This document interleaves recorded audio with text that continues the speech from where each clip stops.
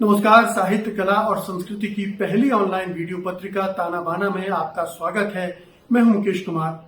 दोस्तों, एक लेखक केवल लेखक नहीं होता, एक कलाकार केवल कलाकार नहीं होता, वो देश का नागरिक भी होता है और समाज का हिस्सा भी होता है। इसलिए उसे तमाम जिम्मेदारियां भी शिद्दत से निभानी चाहिए। लेकिन अफसोस की बात है कि बहुत सारे लेखक कलाकार हमें लगातार ये महसूस कराते रहते हैं कि वे किसी दूसरे लोक के प्राणी हैं और उनसे इस तरह की सक्रियता, नागरिक सक्रियता की उम्मीद न रखी जाए। क्या किसी लोकतंत्र में लोकतांत्रिक दायित्वों के प्रति ये निष्क्रियता, ये उपेक्षा स्वीकार की जानी चाहिए? इस छोटे से प्रश्न के साथ पेश है आज का ताना बाना। ताना बाना में आज आप देखेंगे मुंशी प्रेमचंद की कहानी कफन के खिलाफ चलाए जा रहे अभियानों के पीछे किस तरह का एजेंडा काम कर रहा है। इस मुद्दे पर एक बहस में हिस्सा लेंगे वीरेंद्र यादव, मैत्रेयी पुष्पा और अजय नावरिया। इसके अलावा वरिष्ठ कवि एवं आलोचक अशोक वाजपेयी मौलाना अबुल कलाम की हाल में आई एक किताब के हवाले से बताएंगे कि उस दौर में उनके द्वारा लिखी गई बातें आज किस तरह हूबहू लागू हो रही हैं।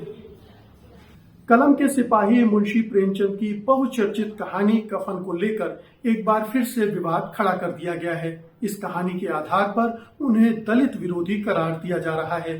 दरअसल पिछले 2-2.5 दशकों से लगातार मुंशी प्रेमचंद पर हमले हो रहे हैं। उनके साहित्यिक और वैयक्तिक जीवन के कुछ प्रसंगों को ढूंढकर या उनकी मनमानी व्याख्या करके उनकी प्रतिष्ठा को धूमिल करने की कोशिश हो रही है। उन्हें दलित विरोधी साबित करने के प्रयास किए जा रहे हैं। आज की बहस इसी मुद्दे पर केंद्रित है और उसमें हिस्सा लेने के लिए हमारे साथ हैं जाने माने समालोचक वीरेंद्र यादव, सुप्रसिद्ध कथाकार मैत्रेयी पुष्पा और जाने माने लेखक अजय नावरिया।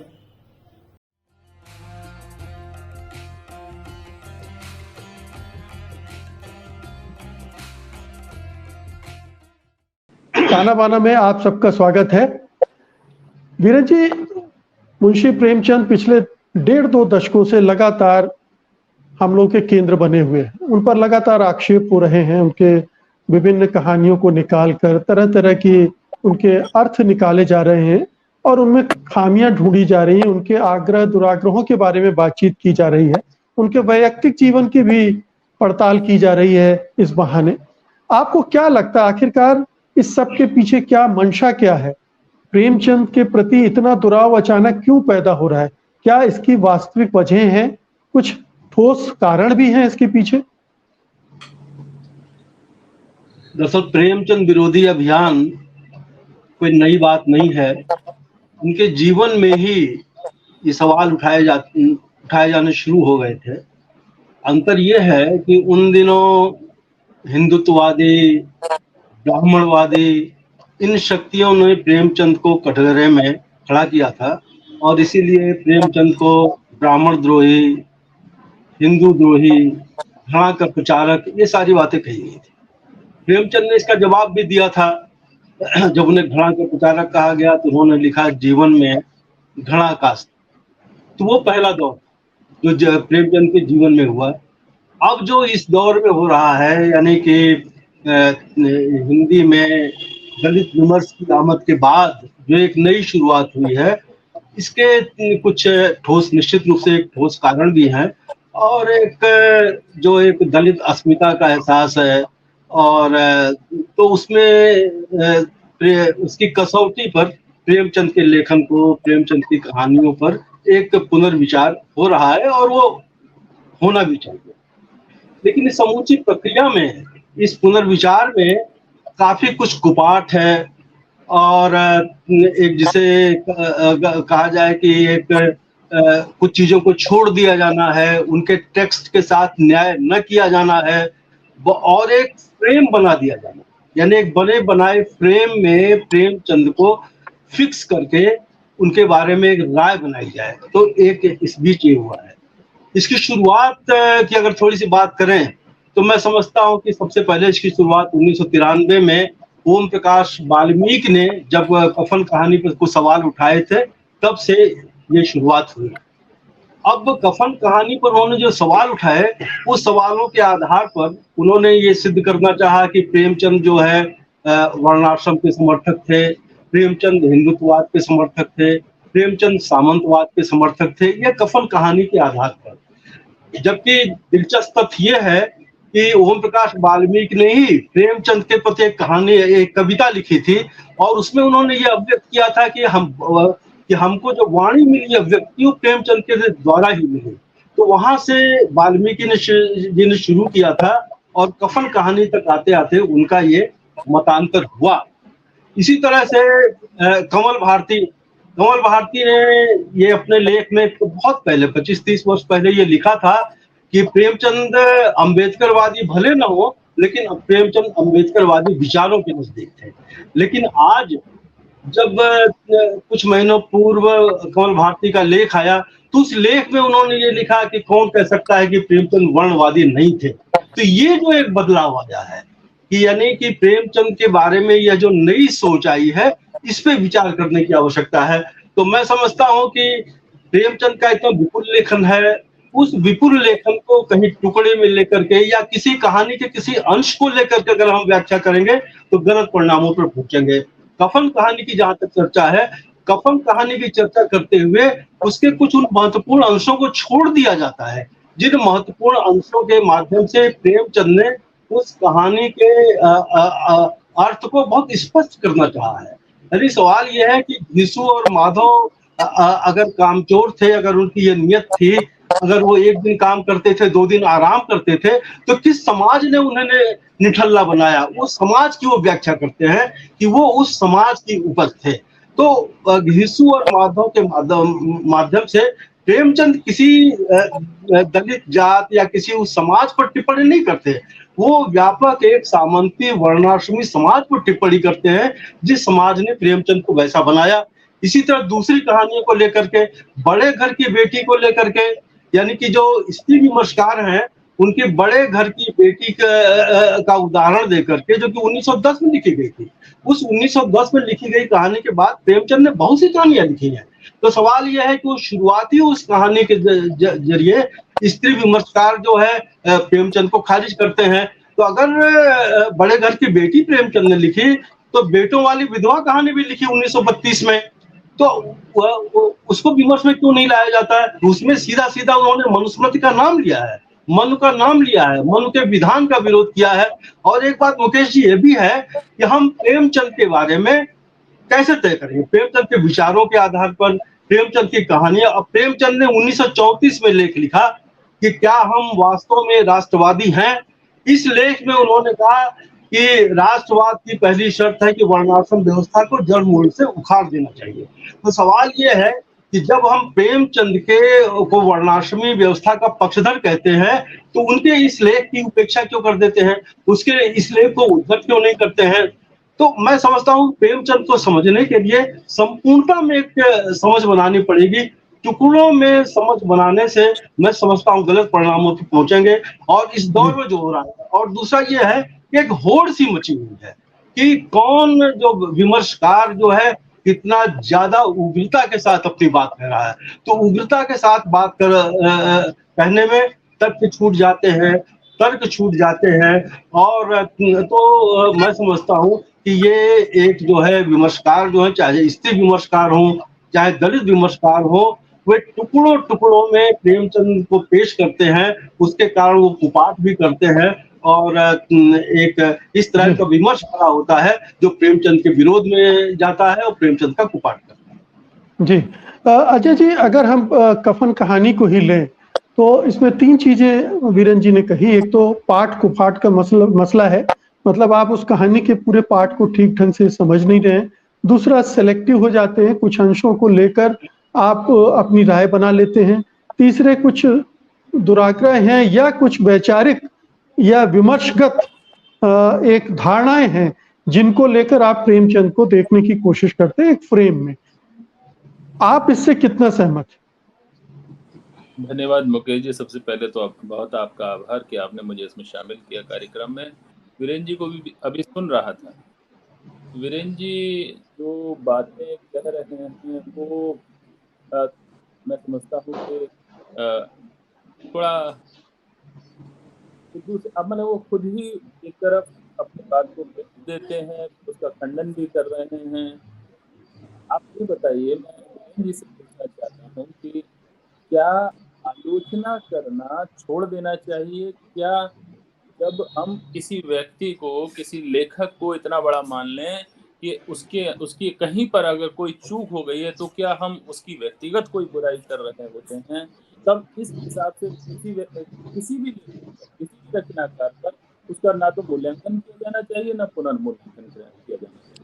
अभी आवाज तो आ मैथिली जी बैठी हैं, मैथिली जी के लेखन पर इतनी इतनी इतनी करारी आलोचना, इतनी तीखी आलोचनाएं हुई हैं, तो इस हिसाब से इनका इनका लेखन सारा खारिज हो चुका होता। क्या आलोचना करने का अर्थ जो है वो लेखक को खारिज करना होता है? क्या प्रेमचंद की जब हम आलोचना कर रहे होते हैं, तो क्या हम प्रेमचंद को खारिज कर रहे होते हैं? ये जो एक आरोप की तरह दलित विमर्शकारों पर, स्त्री विमर्शकारों पर एक एक तरह की मोहर लगाई जाती है, ये मैं देखता हूँ, ये बहुत बहुत तरह की गलत तरीका होता है। एक चीज और मैं कहूँ, कहा कि कुपाट की, अरे भाई हमने अगर कुपाट किया है तो आप उसका सुपाट करके बता दीजिए। एक हमने सिर्फ बात कही है, और अगर आपको ये बुरी लगती है, कफन कहानी के बारे में कह रहा हूँ, बाकी बातें बहुत सारी हैं, अभी मैं उन पर भी आऊंगा। कफन कहानी के बारे में बात कर रहा हूँ कि कफन कहानी में से एक वो लाइन जो लिखते हैं कि चमारों का कुत्ता था गांव भर में बदनाम, इस पंक्ति पर एक आपत्ति है, पूरी कहानी पर तो आपत्ति नहीं है। अगर जिसको ये लगता है कि साहब ये कहानी कोई बुरी, ये पंक्ति कोई बुरी नहीं है, अपनी अपनी जाति को रखकर पूरी कहानी पढ़ो, अब उसे पता लग जाएगा कि हाँ कितनी अच्छी है वो कहानी। जब चोट लगती है उस जाति को, क्योंकि इतनी सारी जातियां इस देश में हैं, तो दूसरी जाति का दर्द तो महसूस ही नहीं होता। आप कह रहे हैं कि प्रेमचंद, मैं कह रहा हूँ कि दलितों में इतनी जातियां हैं कि अगर जिस जाति का जिक्र प्रेमचंद ने कफन कहानी में किया है, दलित जाति की दूसरी जातियों को उसका वैसा दर्द महसूस नहीं होगा जैसा उस जाति के व्यक्ति को महसूस होता है। तो अगर जिसको भी ये लगता है कि नहीं साहब ऐसा तो कोई बहुत बड़ी बात नहीं कही है, खराब बात नहीं कही है प्रेमचंद ने, तो अपनी जाति को वहां रख दें कि चमारों का कुनबा था की जगह अपनी जाति को रख लें, और फिर पूरी कहानी पढ़ें कि कितना एक डिह्यूमनाइजेशन किया गया है, कैसे अमानवीय किया गया है दो व्यक्तियों के माध्यम से पूरी जाति का। एक बात, उस बाद इतने सचेत थे, 1880 में उनका जन्म हुआ था, लगभग 56 वर्ष वो जिए। 1936 में जब उनकी लगभग आखिरी कहानी मानी जाती है, तब क्या सचेत भाव नहीं रहा होगा? उन्होंने कुनबा शब्द इस्तेमाल किया है। वो ये लिखते थे इसको आदत जाति के चलता ना, उन्होंने लिखा चमारों का कुनबा था गांव भर में। अभी कुनबा शब्द जो इस्तेमाल होता है ये किसी एक व्यक्ति के लिए नहीं होता, पूरे पूरे पूरे बिरादरी के लिए हो रहा है। तो आप कहते हैं कि नहीं साहब आप उन्हें जो है घृणा फैलाने वाला मत कहिए। नहीं, हम नहीं कह रहे घृणा फैलाने वाला, जिन्होंने कहा वो जाने। हम ये कह रहे हैं कि उन्होंने जो है एक जाति का अपमान किया। अब वो आज की तारीख में जब हम विमर्श की भाषा में कहते हैं तो उसे कहते हैं दलितों का अपमान किया, ठीक है ना? एक बात। दूसरी बात, आप ये देखें कि जो प्रेमचंद जो हैं, जब जब ये कहते हैं कि वर्ण व्यवस्था के समर्थक नहीं, बिल्कुल नहीं रहे होंगे, शुरू में नहीं रहे होंगे, या बाद में थोड़ा जो है कम हो गए, मगर मैं उनकी कुछ आखिरी कहानियों या गोदान के बारे में बात कर लेते हैं। अगर रंगभूमि को छोड़ दे रहा हूँ, 1900 वो कहते, अभी कहा उन्होंने कि भाई कृतियों पर जब हम बात करेंगे, असल में होता क्या है, ये मंच बहुत, एक तो पत्रकारिता का मंच है, तो बहुत ज्यादा हम तथ्य लेकर बैठ आपकी नहीं सकते। आवाज बहुत डिस्टर्ब कर रही है, थोड़ा पास में रहे माइक के तो अच्छा रहेगा। जी अभी जी अभी हम बहुत सारे तथ्यों को लेकर तो यहाँ बैठ नहीं सकते, मगर मैं ये कहूंगा कि 1925 में रंगभूमि आता है, उसको हम अभी छोड़ रहे हैं। रंगभूमि का जो नायक है, जो सूरदास नाम का नायक है, उसकी भी जो जाति बताई गई है वो वही जाति है जो कफन कहानी में। आप देखें गोदान में क्या कर रहे हैं, आखिर के प्रयास, क्या वहां उन्होंने कोई कोई कोई किसी तरह की सद्भावना या किसी तरह की सहानुभूति उन वर्गों के प्रति दिखाई है? अगर आप उनकी डिटेल्स में जब जाते हैं तो आपको पता लगता है कि वो बहुत एक कहना चाहिए कि वो थोड़ी संवेदनहीनता नवरिया जी, नवरिया जी, यहाँ मुझे लगा कि वीरेंद्र जी ये कहना चाह रहे हैं कि जो पाठ है, जो जो कहानी है, वो दरअसल उनके जो पात्र हैं उनके अमानवीयता को नहीं दर्शा रहे, बल्कि समाज की अमानवीयता को दर्शा रहे। समाज इतना अमानवीय बना दिया है इस वर्णाश्रम व्यवस्था ने, कि वो इस तरह के हद तक सोचने लगे कि उन्हें जो बुढ़िया मर रही है उसकी चिंता नहीं सता रही है, वो अपने खाने पीने के बारे में सोच रहे हैं, क्योंकि वो उनको डिह्यूमनाइज कर दिया इस पूरी सोसाइटी ने। देखिए एक चीज शायद और, इस तरह से नहीं जी एक चीज और मैं आपको बताऊं, कहानी का अपना एक सच होता है, मगर सामाजिक एक सच भी होता है। अगर कहानीकार उस सामाजिक सच से बाहर हो जाए, उसको ना समझ पाए, तो वो फिर बड़ा कहानीकार नहीं माना जा सकता। एक बात तो यह है कि इसलिए मैं कह रहा हूँ कि भारतीय समाज को अगर प्रेमचंद समझते हैं, खास तौर पर हम लोग उत्तर भारत में हैं तो उत्तर भारत की बात कर रहा हूँ, दक्षिण भारत में हम नहीं जानते उतना, मगर उत्तर भारत में अगर किसी घर में प्रसव हो रहा है तो गांव में कोई घर एक ऐसा नहीं होता कि 4 किलोमीटर या 1 किलोमीटर दूर होगा। गांव में घर लगे हुए होते हैं। किसी भी घर में अगर बच्चा हो रहा है तो अगर किसी से कोई झगड़ा होगा तो आदमियों से झगड़ा होगा, यीशु माधव से झगड़ा होगा, उसकी बीवी से नहीं होगा। तो पड़ोस में क्या चमारों का एक ही घर था क्या? और दूसरी जाति के लोग इतने निर्मम हो गए थे कि जो है वो उसको बच्चा हो रहा है और कोई आएगा नहीं। ये मेरी समझ से बाहर। मतलब कहानी रची किस तरह जा रही है, कहानी का कोई आधार होता है कि उस पर भरोसा किया जा सकता। ये सामाजिक सत्य से, यथार्थ से बहुत दूर की कहानी लगती है। लगता नहीं है कि कोई गांव ऐसा हो सकता है कि वहां और दूसरी दलित जातियां नहीं होंगी, पिछड़ी जातियां नहीं होंगी। सारा सवर्ण जातियों का गांव था और सारे भीष्म और माधव से इतनी नफरत करते थे कि वो बुढ़िया मर रही है, प्रसव से चिल्ला रही है, पछाड़े खा रही है और वो बाहर बैठ के आलू खा रहे हैं और कोई आकर पूछ नहीं रहा। ये कैसे संभव है? आप सोचकर बता दीजिए। मैं तो जी ग्रामीण से नहीं हूँ, मैत्री जी, नहीं मैत्री ग्रामीण जी इन्होंने है जी बहुत ना कि जी क्या मैत्री गाँव में जी, संभव है? दो चीजें नावरिया जी ने कही। एक तो कहानियों में जो चित्रण है उनमें कुछ वास्तविकताएं नजरअंदाज की गई हैं, और दूसरा ये कि जो सेंसिबिलिटीज होती हैं दलितों की, जो संवेदनाएं होती हैं, उस धरातल पर जब सोचेंगे तो शायद वो चीजें चुभने वाली लगेंगी जो हमें सामान्य तौर पर यथार्थ लग रहे हैं। यानी मैं अगर एक दलित के तौर पर जब कहानी पढ़ूंगा, और मैं आपको बताऊं कि एक बार ये नाटक मेरे गांव में खेला गया कफन, तो लोग घीसू माधव पर हंस रहे थे। इसका मतलब ये कि वो उसको उस तरह से ग्रहण कर रहे थे, दर्शक दलितों की पीड़ा की तरह तौर पे नहीं ग्रहण कर रहे थे। वो मजे ले रहे थे कि हाँ ये तो ऐसे ही होते होंगे, ये ऐसे ही संवेदनहीन लोग हैं, इन्हें फर्क नहीं पड़ता कि बीवी मर रही है कि बच्चा मर रहा है। जी मैत्री जी। देखिए, ऐसा है, ये हमारे समाज में जिनको कह रहे जहाँ के घीसू माधव हैं, जो जातियां हैं, उनके प्रति काफी कठोर बना दिया है।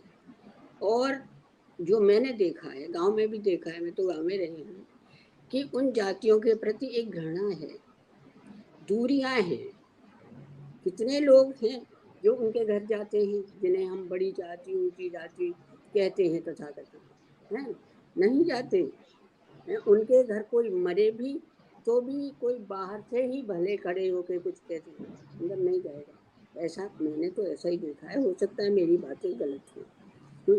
तो हमने इस जो जातियां हैं, इस दलित समाज के, उसमें कई लोग आते हैं, खाली जिसे कहते हैं चमार हैं, फलाने परार भी आते हैं, है ना, कटिक भी आते, कई लोग आते हैं इसमें।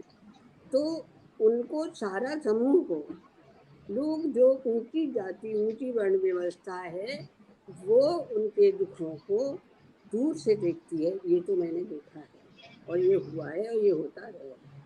प्रेमचंद ने जो लिखा कि वो मैं उससे सहमत नहीं हूँ कि वो घर में पड़ी है और वो आलू खा रहे हैं, ऐसा नहीं।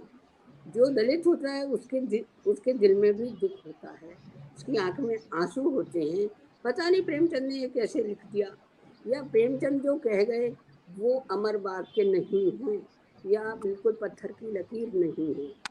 जो मनुष्य होता है उसके कई रंग होते हैं, कई चेहरे होते हैं, कई स्वभाव होते हैं। ऐसा नहीं कि वो ऐसा ही है कि उस विशेष जो वर्ग है उसके प्रति आपने एक लकीर खींच दी, तो वो तो ऐसे ही है, उदाहरण है। लेकिन मैत्री जी, क्या कभी ऐसा भी होता है कि लेखक एक कठोरता को, एक समाज या जो बहुत ही घृणित किस्म का यथार्थ होता है, उसको चित्रित करने के लिए कई बार तथ्यों से हटता है, वो कल्पनाशीलता का सहारा लेता है और कुछ एक नई चीज रचता है? क्या प्रेमचंद इस कहानी को रचते समय समाज में जो व्याप्त है जातिवाद, जाति व्यवस्था के जो बहुत ही घृणित रूप हैं, बहुत ही संवेदनहीन रूप है, उनको वर्णित करने के लिए इस तरह का एक माहौल रचते? जाति कोई भी हो, छोटी हो बड़ी हो, आप जो भी बना दीजिए वो हो, मनुष्य तो सबके अंदर है। दुख दर्द तो उसके वैसे ही हैं, चाहे आप सिंहासन पर बैठे हो, चाहे आप जमीन में बैठे हो। जो दुख है वो वही होगा, दर्द है वो होगा। जो नहीं, सिंहासनों पर बैठे लोगों का दुख दर्द अलग होता है, ये हाँ, फर्क नहीं, तो होता है। ठीक सही है, है। ये हम देख रहे हैं, आज के समाज में भी देख रहे हैं जी। अपने घर वालों के लिए तो वही होता होगा, उनका जो सिंहासन पर बैठे हैं और उनके महलों में जो रह रही हैं उनके लिए तो होता होगा। अपने लोगों के, अपने बेटों के लिए, अपने भाइयों के लिए तो होता होगा, है ना। तो ऐसे ही यहाँ भी जो दुख दर्द है, मेरे समझ में तो वो कहानी कभी आई नहीं, सीधी बात है कि अच्छा, वो, हाँ, वो इतने भूखे कह रही हैं आप, एक कहानी के लाश पीछे पड़ जाते हैं ये लाश जो भी पड़ी हो, है ना, लाश पड़ी हो और उन्हें इतना खाने का वो है कि वो तो आलू खा रहे हैं या जो भी खा रहे हैं, मेरे गले नहीं उतरी। अब प्रेमचंद ने लिखी है तो क्या करें, कुछ भी हमें नहीं, हम इसको स्वीकार नहीं कर रहे। ऐसा नहीं होता, पूरा गांव का गांव भागे रख देता है उस दिन जो कोई मरता है तो। वो तो गांव ही तो है, वो शहर नहीं है, वो दिल्ली नहीं है या कोई कॉस्मोपॉलिटन सिटी नहीं है जहाँ पता ही ना लगे, वो गाँव है। चाहे एक चमार के यहाँ, चाहे बरार के यहाँ, हमारे यहाँ जो जातियाँ हैं उनके यहाँ कोई बहू मरती है तो उसका भी पूरे गांव में पता चलता है और उसका दुख भी मनाया जाता है कि भाई वो चल बसी। लेकिन ऐसा नहीं कि मतलब कल्पना के बिल्कुल, कल्पना इतनी कि दूसरे का उपहार करने की स्तर तक नहीं, मैं नहीं विश्वास करती, नहीं कर सकती। नहीं। धीरेन जी, जी मैं जी, हाँ जी, नवरी जी पहले आप बोलिए जी। कह रहा हूँ कि मैत्रेय जी ने तो बाकायदा एक लेख लिखा था, धनिया की, मैं धनिया बोल रही हूँ, शायद इसका शीर्षक ये था, और स्त्री पक्ष पर लिखा है उन्होंने प्रेमचंद। तो जो ये शीर्षक बनाया गया है कि प्रेमचंद विरोधी अभियान, ये प्रेमचंद का कोई विरोध नहीं है। पहली चीज तो इसको स्वीकार करना चाहिए कि जब आलोचना की जा रही हो, पुनर्मूल्यांकन किया जा रहा हो, तो प्रासंगिकता को रेखांकित किया जा रहा होता है, उनको खंडित नहीं किया जा रहा होता, उनको विरोधी नहीं बताया जा रहा होता। ये बताया जा रहा होता है कि कहाँ कहाँ उस व्यक्ति से भी चूक हो गई जिसको आप बहुत बड़ा मानते हैं, और ये बहुत संभव है। मैं आपको बता रहा हूँ, जयशंकर प्रसाद का पुनर्मूल्यांकन हुआ, यशपाल का पुनर्मूल्यांकन तो वाणी प्रकाशन के अभी कुछ 10 साल पहले ही हुआ था, जिसमें दिव्या को लेकर काफी बहुत अच्छा बयान दिया गया था। मैं जब दिव्या पढ़ाता था तो खुद पढ़ा और पढ़ाया, तो मुझे महसूस होता था ये दिव्या उपन्यास में यशपाल बिल्कुल बदल जाते हैं, दूसरी तरह से व्यवहार करते हैं। कहीं आप सोचें कि वो जाति की कोई बात ही नहीं कर रहे हैं, वो वर्ग की बात कर रहे हैं उस उपन्यास में। वो इंच भर जो है मार्क्सवादी लेखक होने को भूलते नहीं हैं, और वो वर्ण की कहीं बात नहीं करते। जो उसका नायक है पृथुसेन, वो उसकी माता को ब्राह्मणी दिखाया है, पिता को यूनानी दिखाया है, वो किसी तरह से शूद्र है ही नहीं, मतलब पिछड़ी जाति का या किसी दलित जाति का है ही नहीं। तो वो एक ये ध्यान रखा जाता है कि दिव्या तो ब्राह्मण है मगर पृथुसेन गैर ब्राह्मण है, वर्ग में ऊपर नीचे है पूरा उपन्यास। तो क्या उसका मूल्यांकन करने से कुछ गलत होगा? अखबार हो गए। हम जब ऐसा करते हैं तब हम शायद एक गलत तरह की प्रवृत्ति को पैदा कर रहे होते हैं, और वह है व्यक्ति पूजा की। और व्यक्ति पूजा चाहे किसी भी उसमें व्यक्ति की हो, चाहे लेखक हो या कोई राजनीतिक पुरुष, वो गलत है। जी वीरेन जी, यहाँ एक चीज मैं कहना चाहता हूँ, और वो ये कि जब प्रेमचंद ये सब लिख रहे थे तब शायद न लेखकों में न समाज में स्त्री को लेकर और दलितों को लेकर उस तरह की चेतना रही होगी जितनी आज है। यानी पिछले 10-15 सालों में जिस तरह से स्त्री विमर्श और दलित विमर्श मुख्य धारा में आ गया है, तब शायद वो न समाज में था, न राजनीति में था, और न ही बौद्धिक वर्ग में था। तो हो सकता है कि प्रेमचंद लिखते वक्त चूक रहे हों कई मौकों पर। इसे स्वीकार कर लेना चाहिए अगर ये उस समय की सच्चाई थी तो। देखिए, प्रेमचंद को कोई छूट देने की कोई आवश्यकता नहीं है। प्रेमचंद का मूल्यांकन होना चाहिए, और आवश्यकता हो तो उन्हें ध्वस्त भी किया जाना चाहिए। इस बात से कोई इनकार नहीं करता है, लेकिन प्रेमचंद को का मूल्यांकन समग्रता में किया जाना चाहिए। प्रेमचंद खाली कफन कहानी के लेखक नहीं थे, प्रेमचंद सदगत के भी लेखक थे। प्रेमचंद जो है पूस की रात के भी लेखक थे। प्रेमचंद मंदिर के भी लेखक थे। ऐसी बहुत सी कहानियां हैं जिनमें कि दलित जीवन आया है, हाशिए का जीवन आया है। विचार का मुद्दा यह है कि प्रेमचंद की सहानुभूति कहाँ और किसके साथ है। क्या प्रेमचंद की सहानुभूति जो है वर्णाश्रम व्यवस्था के उच्च पदस्थ लोगों के साथ है, या हाशिए के दलित समाज के मेहनत का समाज के साथ है। जिस कहानी को लेकर के विवाद है, कफन कहानी को लेकर के, इस कफन कहानी को ही अगर पूरा पढ़ें तो प्रेमचंद की सहानुभूति किसके साथ है? घीसू और माधव के साथ है, या वहां के जमींदार के साथ है, या वहां के उच्च वर्ण के लोगों के साथ है? जब प्रेमचंद इस बात को स्पष्ट रूप से लिखते हैं कि हम तो कहेंगे घीसू उन किसानों से कहीं ज्यादा विचारवान था, और किसानों के विचार सुने समूह में शामिल होने के बदले बैठक बाजों की कुत्सित मंडली में जा मिला था। यानी कि वो ज्यादा विचारवान उन किसानों से घीसू को मानते हैं जो अपने श्रम का शोषण नहीं होने देता है। तो सवाल ये है कि जो घीसू और माधव का जो आलस्य है, घीसू और माधव की जो जिसको एक दूसरे शब्दों में कह रहे हैं कि भाई निकम्मापन है या काम न करने की प्रवृत्ति है, तो प्रेमचंद उसके बारे में स्पष्ट रूप से ये लिख रहे हैं कि जो समाज मेहनत कशों को उनकी मेहनत का उजरत नहीं देता, उनकी मेहनत का मूल्य नहीं देता, उस समाज में मेहनत न करना ही प्रतिरोध है।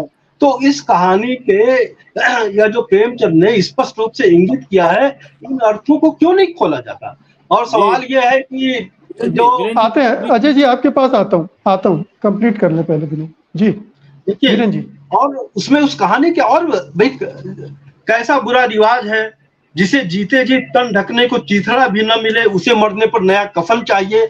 यानी उस कहानी की जो पूरी एक धारा है उसको आप उपेक्षित करके उस कहानी का मूल्यांकन नहीं कर सकते हैं। और देखिए, जहां तक पहली पंक्ति का सवाल है या शुरू की पंक्ति का सवाल है कि चमारों का कुनबा था और चमारों का गांव था और था गांव बदनाम, तो अब सवाल यह है कि यह जो है यह क्या प्रेमचंद का कथन है? प्रेमचंद एक सामाजिक स्थिति को वहां पेश कर रहे थे, जो एक समाज में जो एक गांव है जो है उसके बारे में जो धारणा व्यापक,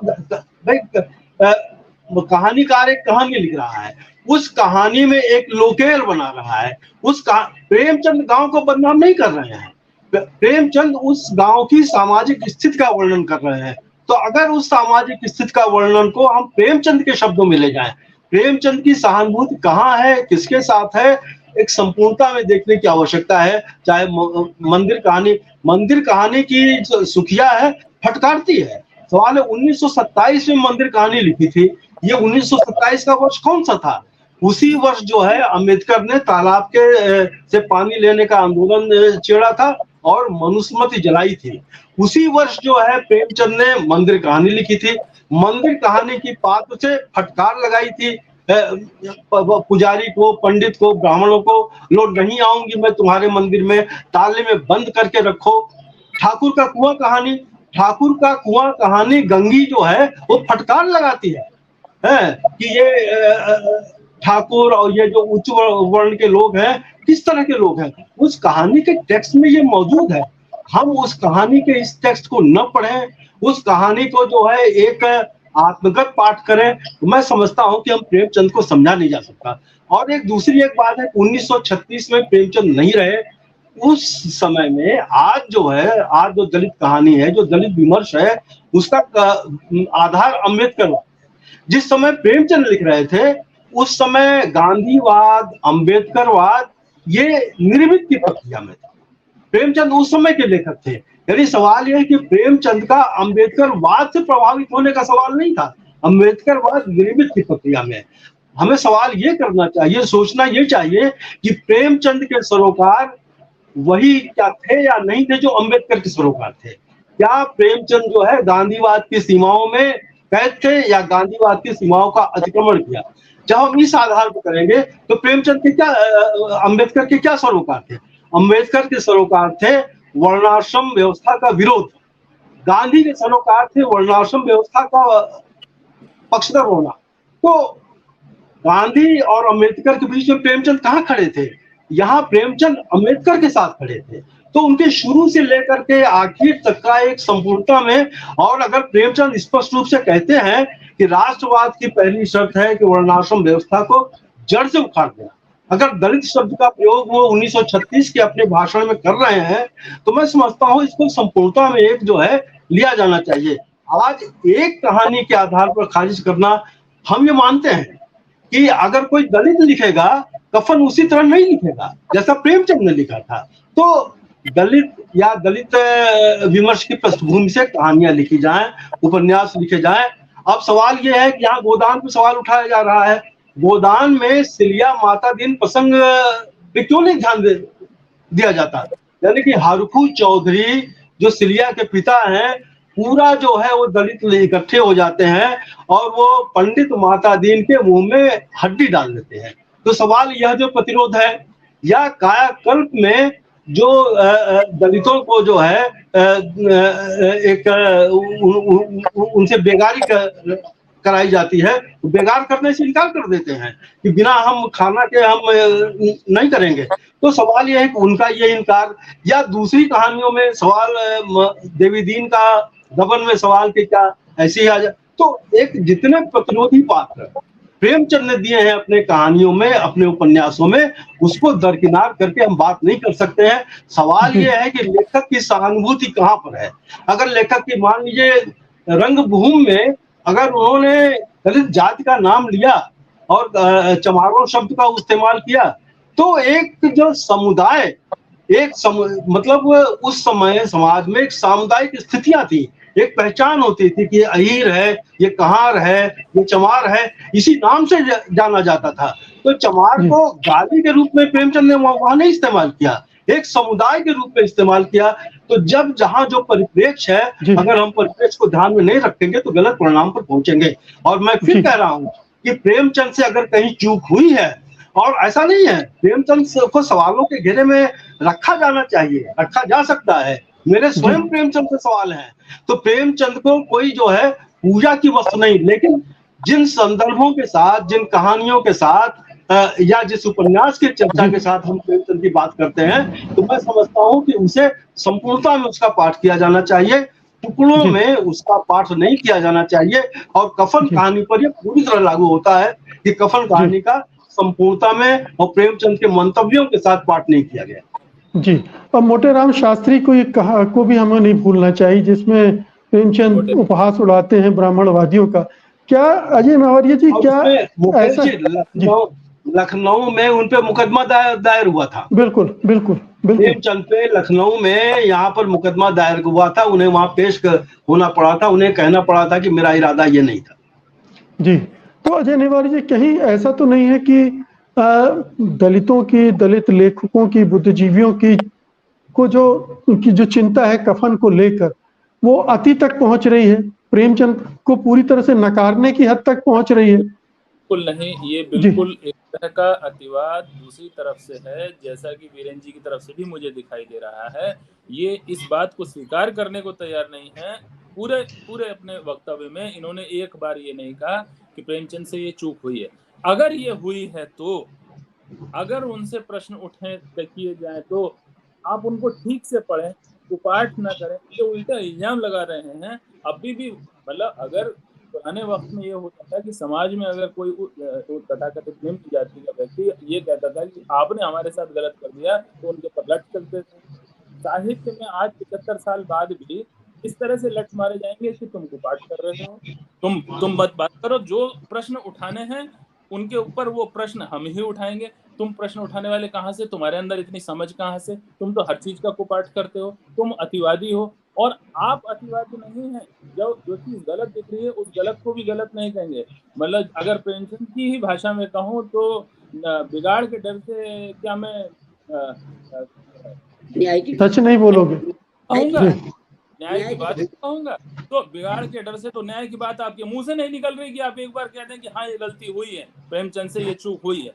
आप अभी भी उसी जगह बैठे हैं, जहाँ सारे प्रगतिशील जमकर बैठ जाते हैं कि नहीं, प्रेमचंद के अंदर कोई गलती नहीं है। प्रेमचंद के बारे में अगर कोई बात होगी तो ये हमारा ही वर्ग करेगा। एक चीज़, दूसरी चीज़, मैं वीरेन जी की बात से ही बात निकाल कर कह रहा हूँ। उन्होंने कहा कि कहानी को पढ़ना चाहिए, ठीक से पढ़ना चाहिए। अरे साहब, ठीक से तो पढ़ रहे हैं, तभी तो बोल रहे हैं कि प्रेमचंद लिख रहे हैं, घीसू ऐसा था, माधो ऐसा था। माधो तो लड़का है घीसू और ऐसा क्यों था? घीसू आप ऐसा क्यों था? प्रेमचंद यह भी लिख रहे हैं। आप अरे साहब, प्रेम घीसू ऐसा था, इसकी बात आप कर रहे हैं। घीसू अब ऐसा क्यों था? प्रेमचंद अजय जी, जो है बात अजय की जी, व्याख्या। अजय जी अपनी बात पूरी कर लें। जी अजय। मैं ये कह रहा कि अगर मैंने कहानी ना पढ़ी होती, ठीक से ना पढ़ी होती, 10वीं बार 20वीं बार ना पढ़ी होती, तो मैं भी ना कहता इस बात को। आप ये बताइए कि प्रेमचंद से ये भी गलती हो रही है कि वो कह रहे हैं कि घीसू ऐसा था और आगे जाके जब बुधिया मर जाती है और घीसू जाता है या जाते हैं जमींदार के पास, तो प्रेमचंद का ही वाक्य है, जमींदार साहब दयालु थे। ये उनकी पक्षधरता है कि जमींदार साहब को दयालु बताएंगे और घीसू जो है वो हृदयहीन है, क्रूर है, उसका बेटा क्रूर है। और जमींदार साहब दयालु थे, उन्होंने 10 रुपए की कुछ रुपए उसकी तरफ फेंक दिए। बीवी मर गई है, उसकी तरफ कुछ रुपए फेंक दिए। तो ये जो भाषा है, जो इतनी आदर सूचक उस शोषक के प्रति है, ये क्या अनजाने ही हो गई है प्रेमचंद से? और इसको पाठकों को चाहिए कि इसको विस्मृत कर दें, इसको नजरअंदाज कर दें कि वो शोषक के प्रति आदर सूचक भाषा का इस्तेमाल करते हैं और शोषित के प्रति अनादर सूचक भाषा का इस्तेमाल करते हैं। और आप कहते हैं हमने ध्यान से नहीं पढ़ी है। कैसी बातें कर रहे हैं? अगर कोई आपत्ति उठ रही है उस कहानी पर और इससे कोई ये भी कहा जाए ना कि प्रेमचंद को हम खारिज कर रहे हैं, मैं बार बार कह रहा हूँ, ना तो प्रेमचंद किया है, ना दलितों ने पूरी तरह किया है। प्रेमचंद की उन चीजों को अस्वीकृत किया है, अस्वीकार किया है, जो कि उनके समाज की, उनके समुदाय की, उनके जेंडर की अवमानना करते हैं। और वो ये कहते हैं कि उस वक्त उन पर मुकदमा दायर हुआ था ब्राह्मणों की तरफ से। मैं कह रहा हूँ, आज जिंदा होते तो आज भी मुकदमे दायर होते उनके ऊपर इस बात को लेकर। और अगर ब्राह्मणों ने उन पर मुकदमा दायर किया था तो ये दोनों में फर्क करना चाहिए। एक एक एक जो जिन्होंने मुकदमा जिस कहानी को जिसमें मोटेराम शास्त्री का वर्णन किया गया है, वहां पर मोटेराम शास्त्री जिस वर्ग से आते हैं, वो वर्ग दूसरे लोगों को बेवकूफ बनाता था। उस समय की बात कर रहा हूँ, पुजारी वर्ग। तो वो इस बात का मजाक उड़ा रहे हैं, इसका मतलब उस वर्ग का कर रहे हैं जो शोषण करता है। मगर यहाँ तो दलित वर्ग है जो ऑलरेडी शोषित है और उसका शोषण के कारण भी दूसरे हैं। खुद प्रेमचंद लिख रहे हैं कि उन लोगों की वजह से ये लोग ऐसे हो गए। अब इनका क्यों मजाक उड़ा रहे हो? इनका तो मजाक नहीं उड़ाना चाहिए। आपने मोटेराम शास्त्री का मजाक उड़ाया, समझ में आता है, क्योंकि वो उस उच्च वर्ग से आते हैं जो शोषण में शामिल है। मगर इनका नहीं उड़ाना चाहिए। अगर आपकी संवेदना पूरी तरह से इनके पक्ष में है, अगर आप इतने इंटीग्रेटेड हैं कि आपको ये पता है कि मुझे किसके साथ खड़ा होना है, किसके साथ नहीं खड़ा होना है, तो आपको खड़ा जब होना है तो तो आपको ठीक से खड़ा होना होगा, ये नहीं कि एक पाँव उधर भी रहेगा और एक पाँव इधर भी रहेगा। जी मित्र जी, ये जो अभी दयालुता वाली बात की, मैंने कहा, मैं भी कई बार पढ़ चुका हूँ कहानी। हम सब कफन को बार बार पढ़ते रहते हैं और उससे अर्थ निकालते रहते हैं। तो जो दयालु वाला प्रसंग था वो उस तरह से मुझे नहीं लगा। मुझे लगा कि ये एक मुकेश जी, जी मुकेश जी, एक वाक्य जी अभी नवरिया जी ने कहा कि जमींदार साहब दयालु थे। इसके आगे का जो वाक्य है, जमींदार साहब दयालु थे मगर घीसू पर दया करना काले कंबल पर रंग चढ़ाना था। सवाल इसका अर्थ क्या है? ये प्रेमचंद जमींदार की दयालुता का बखान कर रहे हैं या जमींदार पर व्यंग कस रहे हैं कि जमींदार साहब दयालु थे मगर घीसू पर दया करना काले कंबल पर रंग चढ़ाना था? तो इसी को मैं कुपाठ कहता हूँ, इसी को मैं सेलेक्टिव पाठ कहता हूँ। तो सवाल ये है कि आप आधी पंक्ति पढ़ेंगे, आधी पंक्ति के बाद की पंक्ति नहीं पढ़ेंगे। अगर इन दोनों को पढ़ेंगे तो अर्थ खुलेगा। तो यहाँ पर यह बहस, एक बार में एक ही बोले। अजय जी, मैं आ रहा हूँ आपके पास। अजय जी, आ रहा हूँ। ये कहना कि प्रेमचंद जो है जमींदार को दयालु के रूप में पेश कर रहे हैं, प्रेमचंद का पूरा वाक्य पढ़ना चाहिए कि जमींदार साहब दयालु थे मगर घीसू पर दया करना काले कंबल पर रंग चढ़ाना था। दयालु किसके लिए थे? दयालु अपने वर्ग के लिए थे, सवर्ण समुदाय के लिए थे, लेकिन घीसू पर दया करना काले कंबल पर रंग चढ़ाना था। इसको ध्यान में रखना चाहिए। जी अजय। मुकेश जी, ये मुझे तो ये समझ में नहीं आ रहा है कि वीरेंद्र जी यहाँ पर उनका बचाव कर रहे हैं कि उनको पीट रहे हैं। वो मजाक उड़ा रहे हैं घीसू का कि काले कंबल जैसा है घीसू, जिस पर कोई भी दया करो वो बेकार जाएगी, क्योंकि उसका मुहावरा है। अरे भाई, मैं मुहावरा जानता हूँ वीरेंद्र जी, मैं भी सालों से पढ़ा रहा हूँ और उस मुहावरे का 10वीं बार 50वीं बार मैंने भी इस्तेमाल किया होगा कि काले कंबल पर दूसरा रंग नहीं चढ़ सकता। मतलब ये आदमी बदल कर राजी नहीं होगा, ये अपरिवर्तनीय व्यक्ति है घीसू, इतना इसके ऊपर दया भी करोगे तो बेकार। अरे भाई नवरिया जी, वो घीसू के लिए नहीं कहा जा रहा है, वो जमींदार साहब के लिए कहा जा रहा है। जमींदार साहब के लिए कहा जा रहा है कि पंक्ति दोबारा पढ़ दीजिए। मैं पढ़ रहा हूँ। जमींदार साहब, पढ़ रहा हूँ। जमींदार साहब दयालु थे मगर घीसू पर दया करना काले कंबल पर रंग चढ़ाना था। यानी जमींदार द्वारा घीसू पर दया करना काले कंबल पर रंग चढ़ाना था। काले कंबल जो है घीसू के लिए नहीं इस्तेमाल हुआ है, ये जमींदार साहब के लिए हुआ है कि उनके द्वारा दया किया जाना काले कंबल पर रंग चढ़ाना था। ये इतना स्पष्ट है, इसमें कोई दुरूह, कोई गूढ़ शब्द वाक्य नहीं है। लेकिन इसी को मैं कुपाठ कह रहा हूँ, बार बार को इसको कुपाठ कहूंगा कि ये पंक्ति जो है साथ में पढ़ी जाए। और ऑन रिकॉर्ड में इसको दर्ज करना चाहता हूँ कि प्रेमचंद का कुपाठ इसी तरह किया जाता है कि जबकि उनकी पंक्ति बहुत स्पष्ट है कि वो घीसू के बारे में नहीं है, जमींदार के बारे में है। आप पेश कर रहे हैं जैसे घीसू के बारे में। वीरेंद्र जी, ये कुपाठ के बजाय ये कहा जाए कि अलग अलग पाठ हो रहे हैं, उन्हीं लाइनों के अलग अलग व्यक्ति, अलग अलग समाज अलग अलग ढंग से पाठ कर रहे हैं। ये अलग अलग पाठ नहीं है, ये अलग अलग पाठ हो सकता है, अपने अपने प्रेमचंद भी हो सकते हैं, लेकिन इस पंक्ति में बहुत स्पष्ट है कि प्रेमचंद क्या कहना चाहते हैं। मुकेश जी, आप स्वयं, मैं फिर दोहरा रहा हूं, आप इसको ध्यान से सुन लीजिए और आप अपना मत बना लीजिए। यहाँ कहने की आवश्यकता नहीं है कि आपका मत क्या है। मैं फिर से कह रहा हूं, ये पंक्ति है जमींदार साहब, ये बार बार इसलिए मैं कह रहा हूं कि प्रेमचंद को किस तरह मिसकोट किया जाता है, इसके उदाहरण के रूप में आज की ये बहस में यह रेखांकित होना चाहिए। ये पंक्ति है, जमींदार साहब दयालु थे मगर घीसू पर दया करना काले कंबल पर रंग चढ़ाना था। काले कंबल पर रंग चढ़ाना किसके लिए है?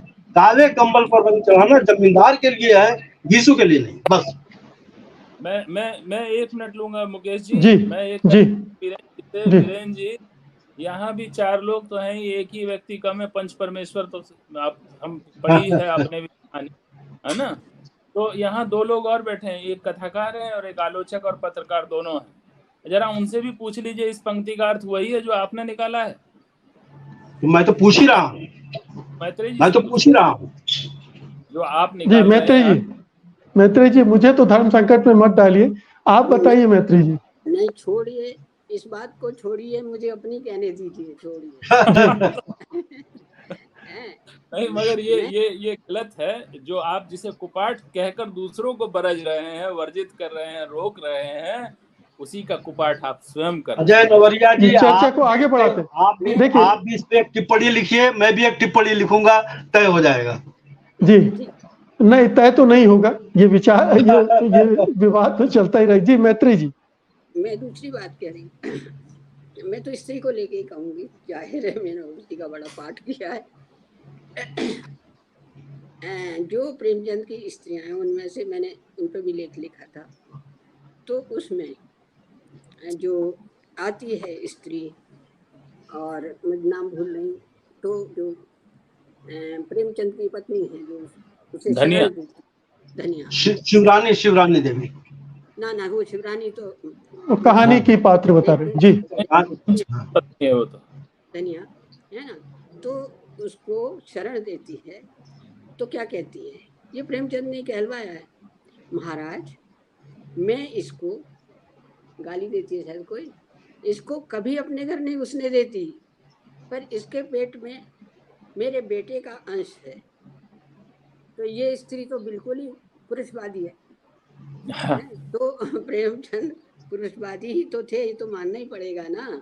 उन्होंने बहुत स्त्रियों की कथाएं लिखी, मैंने पढ़ी हैं, और उन पर अजय थोड़ा बहुत साक्षी हैं कि मैंने उन पर हंस के जमाने में। लेकिन मैत्रेय जी, क्या सारी जगह प्रेमचंद स्त्री विरोधी दिखते हैं?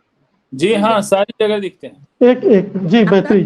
ज्यादातर फिर ये क्या था, आप इसी वाक्य का मुझे दे दो उत्तर, कि मैंने तो इसको इसलिए अपने यहाँ घुसने दिया, आप पंडित जी हैं जो भी कुछ है, कि इसके पेट में मेरे बेटे का अंश था। तो ये पुरुषवादी नहीं है, क्या है, बेटे का अंश नहीं होता तो मार के भगा देती है ना। ये तो एक पात्र बोल रही है ना। पात्र बोल रही है तो प्रेमचंद का ही वो किया हुआ पात्र है, कोई आसमान से नहीं। नहीं, बहुत सारे पात्र रचता है कोई भी लेखक कथाकार, वो सारे पात्र अलग अलग ढंग से वो अलग अलग चीजें कह रहे होते हैं, तो वो लेखक ही तो नहीं कह रहा होता, वो तो पात्र से बोला जाए जी। मैं एक बात कहूँ यार, उसके प्रति एक मिनट आ रहा हूँ। करता है अपने पात्र में, है अपने पात्र में सहानुभूति तो, लेकिन वो मैं मानूंगी कि जो समाज का सच है वो उसी को कह रही है। कोई मैं तो तब घुसने दूंगी अपने घर में, जब घुसने दिया मेरे बेटे का अंश इसके पेट में नहीं होता तो मैं बिल्कुल मार के निकाल देती। ये है ना, ये स्त्री बोल रही है, ये प्रेमचंद की स्त्री है धनिया। तो ये क्या है, ये कोई ऐसा तो नहीं है कि प्रेमचंद ने बड़ी वो जो है स्त्रियों को, दलितों को, इसको बड़े उसमें रखा हो, मुझे तो नहीं लगता। जी अजय जी, मैं दो बातें जो अभी एक आपने कहा, एक बात तो वो कि जब आप ये कह रहे हैं कि ये तो स्त्री पात्र बोल रही है, तो मैं ये बता दूं कि कफन कहानी में वो वाक्य स्त्री पात्र या पुरुष पात्र नहीं बोल रहा है, खुद प्रेमचंद बोल रहे हैं। वहां पर जैसा वीरेंद्र जी ने बात को ये कहकर काटा कि वो समाज का सत्य बोल रहे हैं, तो वो समाज का सत्य ऐसा है, ये सही नहीं है। लेखक को ये चाहिए था कि वो सत्य बोलता है जो वो चाहता है, आगे के जीवन में चाहता है। कभी वो यथार्थवादी हो जाएगा, कभी ठीक बात कहिए। यहाँ रोकता हूँ। दूसरी बात जो अभी आप अजय जी एक ही कहानी में दो स्त्री पात्र हो सकते हैं, एक जो पूरी तरह से पुरुषवादी हो सकती है और एक प्रोग्रेसिव हो सकती है। तो अगर आप लेखक को उसको दोनों के लिए जिम्मेदार बता देंगे तो ये कैसे चलेगा? नहीं, मैं अब आगे अभी जो बात कही गोदान की बात, प्रेमचंद एक तरफ धनिया से ये बात बुलवा रहे हैं जो कि मैत्रेय जी ने बताई। मान लिया कि वो धनिया ये कैसी बात कर सकते, मगर जब मालती और जो प्रोफेसर मेहता है उनका जब प्रसंग आता है तब देखते हैं वहां पर कोई पात्र नहीं बोलता कि मालती एक तितली है, तितली के समान। और ये प्रेमचंद ने सिर्फ मालती के लिए नहीं बोला है, एक पत्र उनका छपा है, पत्रों का जो प्रकाशन हुआ है उस पत्र में उन्होंने अपने दामाद को वो पत्र लिखा है कि मेरी बेटी पढ़ी लिखी तितली नहीं है, मगर उसको घर के सभी काम आते हैं और वो संस्कार है। तो आप देखिए वो जहाँ अपनी बेटी के लिए वो शब्द इस्तेमाल कर रहे हैं, वही शब्द उन्होंने वहां जाकर उस उपन्यास में 1936 में 56 वर्ष की उम्र में, मरने से ठीक कुछ साल पहले, एक साल पहले शायद लगभग, उन्होंने जो है उसमें कहा कि मालती क्यों स्वीकार्य नहीं है, क्योंकि वह पढ़ी लिखी तितली है। और जब मालती बदल जाती है तब प्रोफेसर मेहता को स्वीकार्य हो जाती है। एक तरफ तो पात्र बोल रहा है और दूसरी तरफ तो प्रेमचंद बोल रहा है, यानी कथाकार जी, बोल रहा है। तो ये तो दोनों बातें सिद्ध होती है। मुझे लगता है बहस बड़ी लंबी चल सकती है और हम 2-4 घंटे तक लगातार बातचीत करते रह सकते हैं, लेकिन स्त्री के सवाल पर मैं चाहूंगा कि अंत में वीरेंद्र जी एक टिप्पणी करें। मुकेश जी, मैं प्रेमचंद का एक उदाहरण पेश कर देना चाहता हूँ। जहाँ सिद्ध किया जा रहा है कि प्रेमचंद स्त्री विरोधी थे, प्रेमचंद पुरुषवादी थे, प्रेमचंद का उदाहरण जो उनके लेख में है, महिलाओं को केवल वैवाहिक जीवन के लिए क्यों तैयार किया जाए, उन्हें जब तक आर्थिक स्वतंत्रता न प्राप्त होगी उस वक्त तक पति पत्नी में साम्यवाद न उत्पन्न होगा। अगर साम्य का एकमात्र आधार आर्थिक आधार हो जाए तब भी कमी बेशी का झंझट रहेगा ही। स्त्री घर में जो काम करती है वह उसकी कमाई से कई गुना ज्यादा महत्व की चीज है। पुरुषों के दृष्टिकोण में परिवर्तन हो जाने से सारा विवाद मिट सकता है। पुरुषों ने महिलाओं को इतना सताया है कि अब वे माताएं और गृहिणी न बनकर अपनी आर्थिक स्वाधीनता प्राप्त करने पर तुली हुई हैं। अगर पुरुष बच्चे पालना और भोजन पकाना नहीं जानते तो स्त्री क्यों सीखे? जो विद्या पढ़कर पुरुष रोटी कमाता है और इसलिए औरतों को अपनी लौंडी समझता है, वही विद्या स्त्रियां भी सीखना चाहती हैं।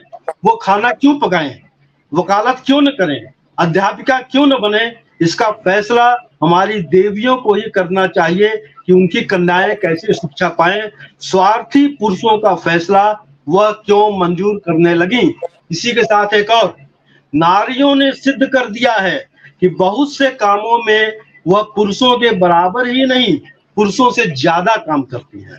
रहा परिवार का सवाल, तो अब यह जरूरी नहीं रह गया है कि नारी परिवार विहीन हो।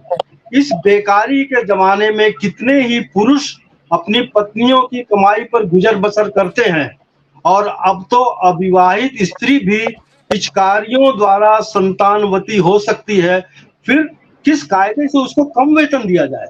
हाँ, नारियों से हमारा नम्र निवेदन है कि अब वे एकांत भोग की बात छोड़ें और अपने बेकार पुरुषों की उसी तरह ना जबरदारी करें जैसे पुरुष अब तक अपनी बेकार स्त्रियों की करता रहा है। तो ये है प्रेमचंद, ये है प्रेमचंद की स्त्रियों के बारे में विचार।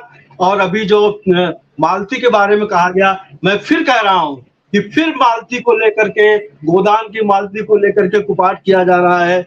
जो पूरा वाक्य है वो ये है, मालती सुबह से पहर रात तक दौड़ती रहती थी, चाहती थी कि पिता सात्विकता के साथ रहें, लेकिन पिताजी को शराब कबाब का ऐसा चस्का पड़ा था कि किसी तरह गला न छोड़ता था।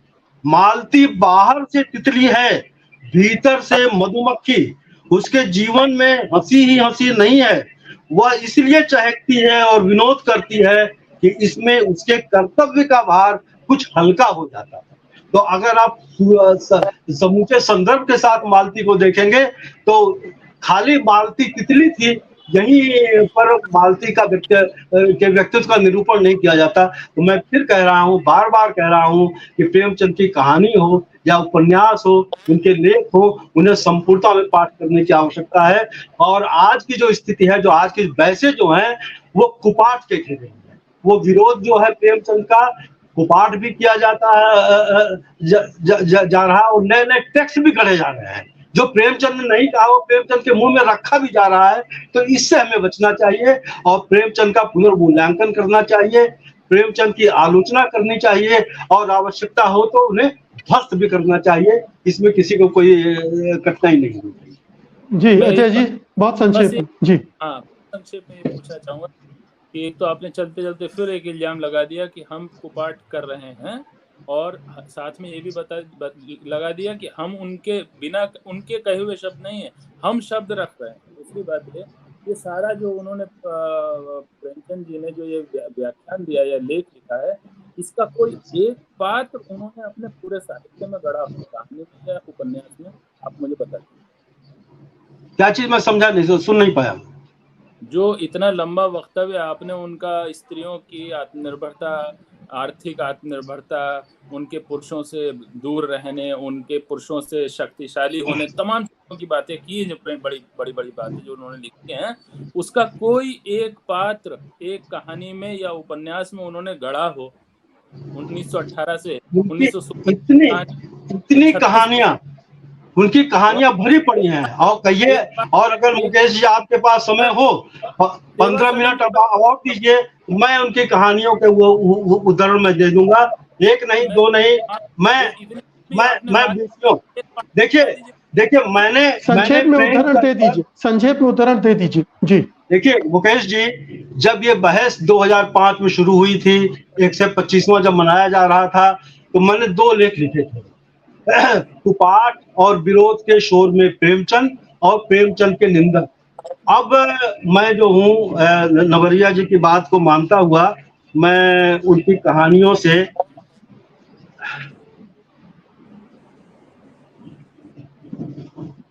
उन 1-2 पात्रों के बारे में बता दीजिए जो अभी आपने जिक्र किया था। एक मिनट। आर्थिक रूप से आत्मनिर्भर स्त्री की प्रशंसा कर रहे हों प्रेमचंद, उस पढ़ी लिखी स्त्री की प्रशंसा कर रहे हो प्रेमचंद, बस उस पात्र का नाम बता दीजिए, हम ये मान जाएंगे कि हाँ, ये पूरा व्याख्यान उन्होंने बहुत सार्थक दिया है। मैं अभी आपको कहीं अपने शब्द हम इस्तेमाल नहीं कर रहे, जो प्रेमचंद ने लिखा है, प्रेमचंद ने कहा, हमने तो प्रसाद जी के, हम तो प्रसाद जी को ज्यादा कई अर्थों में महत्व देंगे। कंकाल जैसा उपन्यास उन्होंने लिखा, उनकी एक कहानी है पत्नी सुनंदा जैसा चरित्र, वो इतना सशक्त चरित्र प्रस्तुत करते हैं और पूरे स्वतंत्रता संग्राम पर जो चोट करते हैं, करारा व्यंग करते हैं पुरुषों के ऊपर। आप उन यशपाल के यहाँ देखिए, प्रेमचंद ऐसा क्यों कर रहा है, मेरी समझ में नहीं आ रहा है। और कोई देखिए, प्रेमचंद की एक नहीं कई कहानियां हैं, मैं ढूंढ रहा हूँ जी। संक्षेप में एक कहानी का जिक्र कर दीजिए, फिर कभी हम फिर दोबारा बात करेंगे इस पर। हाँ, बस एक मिनट।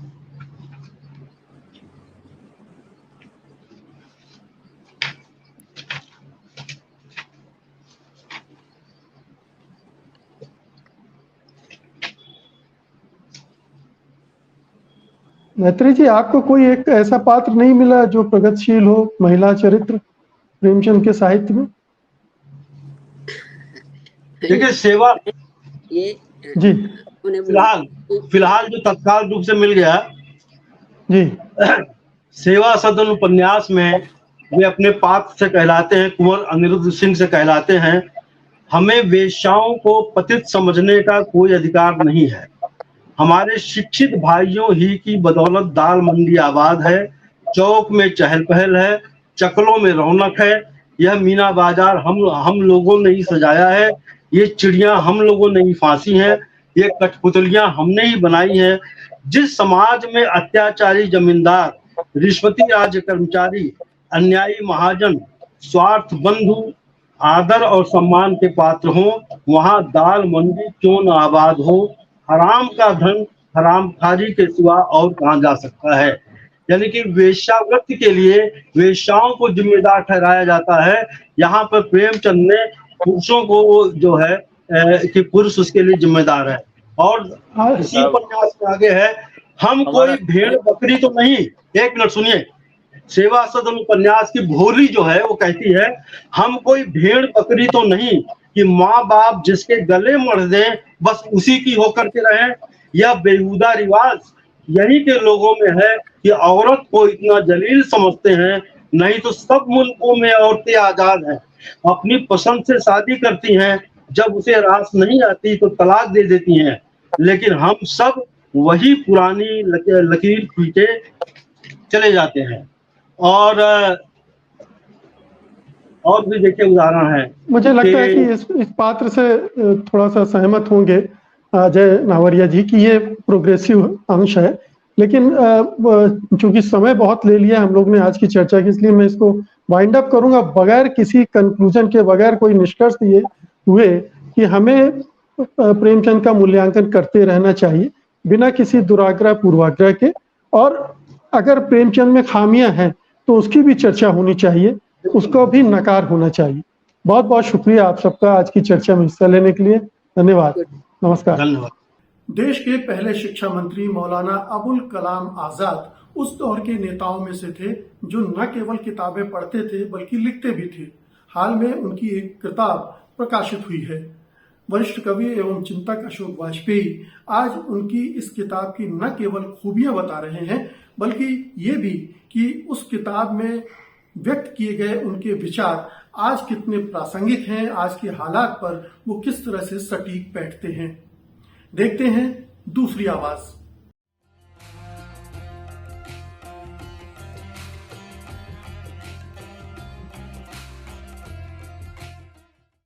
नमस्कार। दूसरी आवाज में आज मैं मौलाना अबुल कलाम आजाद की हाल में हिंदी में प्रकाशित एक पुस्तक के बारे में और उससे कुछ अंश सुनाते हुए कुछ कहना चाहता हूं। हमारा समय ऐसा है कि जिसमें हम अपने राजनेताओं की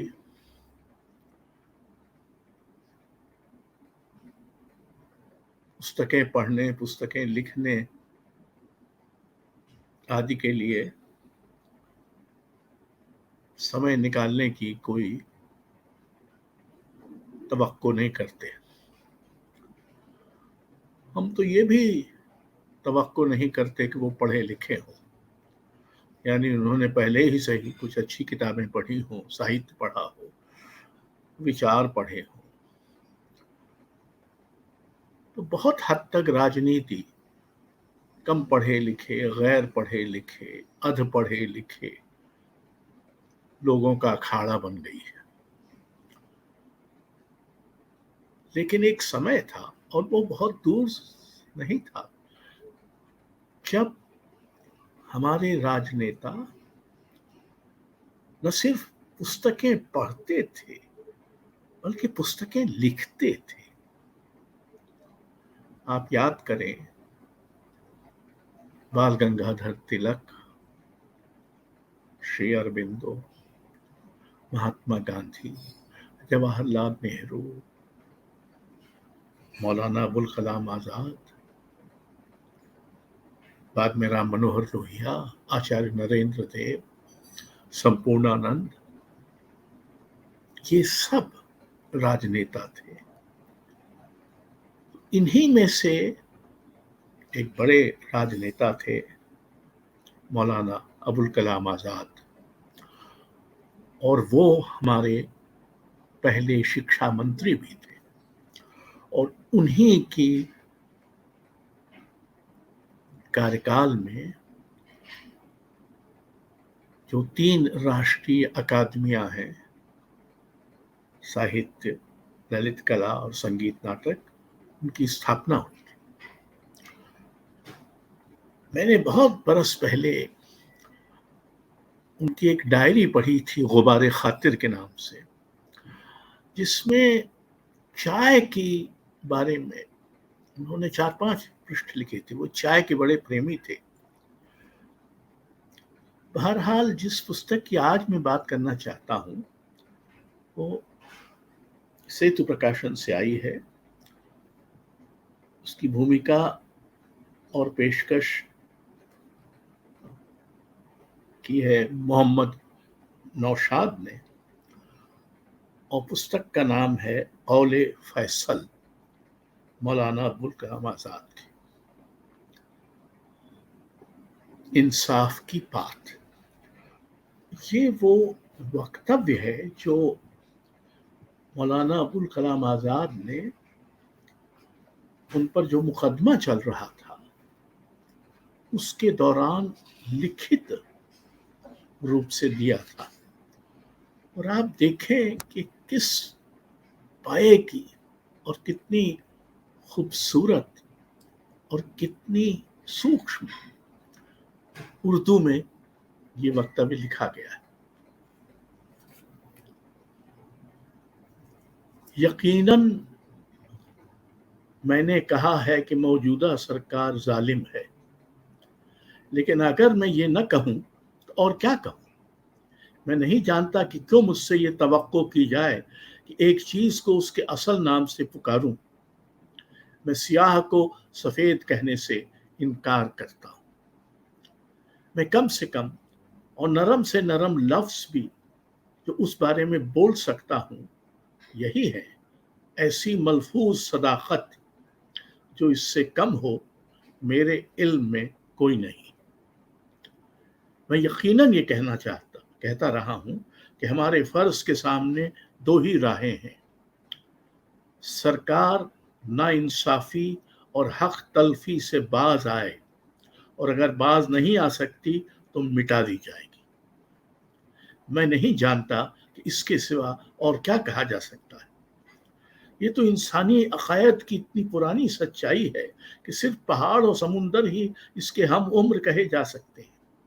जो चीज बुरी है उसे या तो दुरुस्त हो जाना चाहिए या मिट जाना चाहिए। तीसरी बात क्या हो सकती है? जबकि मैं इस सरकार की बुराइयों पर यकीन रखता हूं कि यकीनन यह दुआ नहीं मांग सकता कि दुरुस्त भी ना हो और इसकी उम्र दराज हो।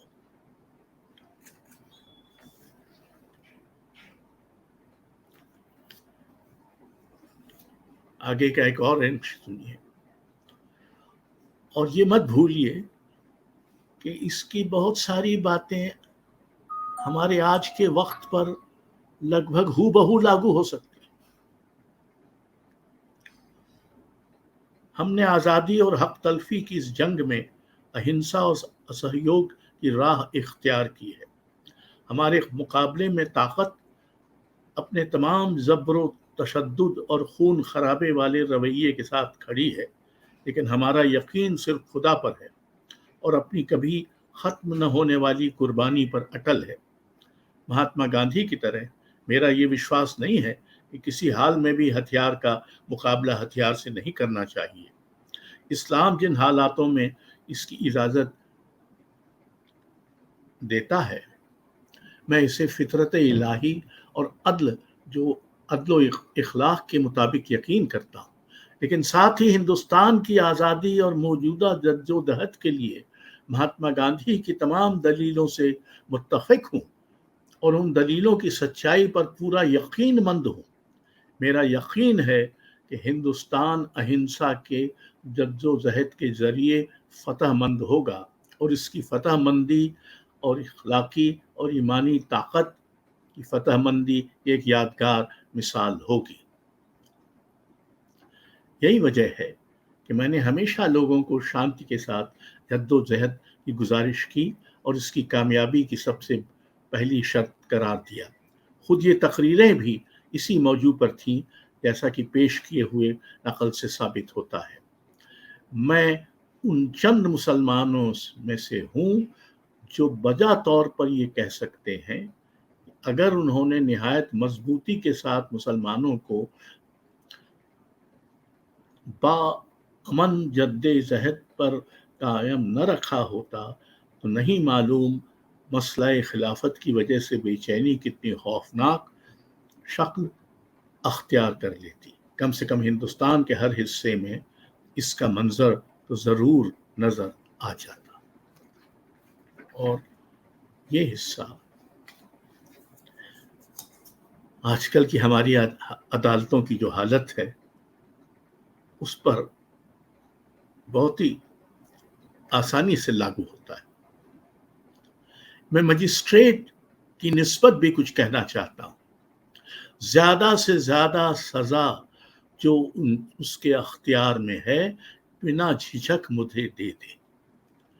मुझे शिकायत या रंज का कोई एहसास न होगा।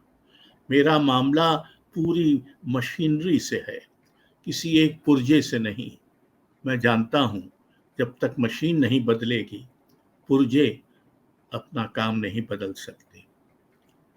मैं अपना बयान इटली के कतील सदाकत गार्ड यनीर ब्रूनो के लफ्ज़ों पर ख़त्म करता हूँ, जो मेरी ही तरह अदालत के सामने खड़ा किया गया था।